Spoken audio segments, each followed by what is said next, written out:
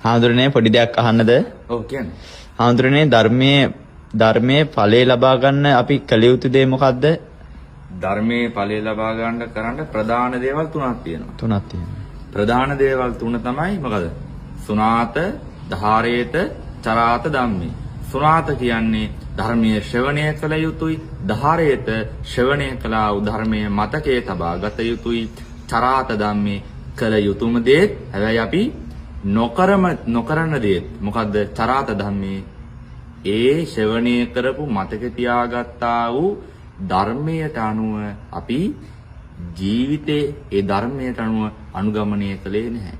ඒකයි අතරමං උනේ කොහොමද අපේ ජීවිතේ අතරමං වෙන්න ප්‍රධාන හේතුව තමයි බණ අහන්න ඇති ධර්මයේ මතක තියාගන්න තියෙත් චරාත ධම්මේ ඒ ධර්මයට අනුව ජීවිතේ අනුගමනය කරමින් හැඩගස්වා ගත්තේ නැහැ. හොඳයි හාමුදුරනේ මට හොඳට තේරුණා. තෙරුවන් සරණයි. තෙරුවන් සරණයි.